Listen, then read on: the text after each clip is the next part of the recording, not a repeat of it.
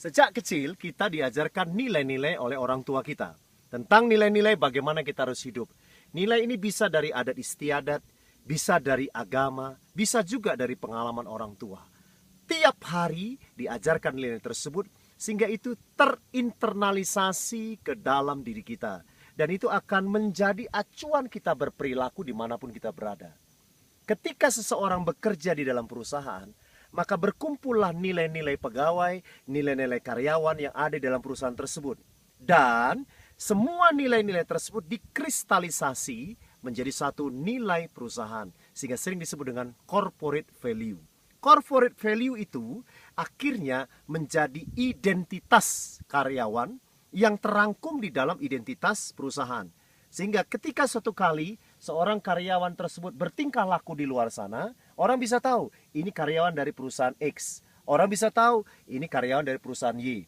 Karena semuanya tercakup di dalam perilaku yang muncul. Kenapa demikian? Karena nilai-nilai yang ada itu terangkum dalam nilai-nilai perusahaan. Ada begitu banyak nilai-nilai yang terangkum dalam perusahaan. Ada yang menyangkut singkatan-singkatan, ada yang mencerminkan nama dari perusahaan tersebut. Apapun itu, yang paling penting adalah nilai itu menjadi acuan perilaku setiap karyawan yang ada di dalam perusahaan itu.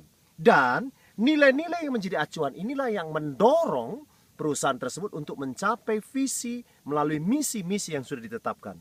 Sehingga ketika ada permasalahan ekonomi, ketika ada pergumulan-pergumulan yang sifatnya sulit untuk mencapai produktivitas atau masalah kantor sekalipun, maka setiap karyawan berpegangan tangan karena mereka tahu bahwa kita berdiri di atas nilai-nilai yang sama.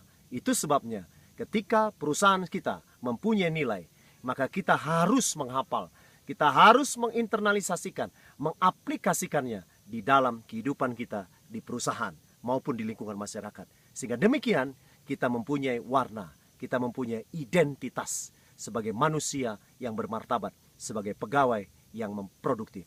Saya Parlindungan Marpaung dari Taman Simalem Resort, daerah Merek, Sumatera Utara, untuk saudara sekalian.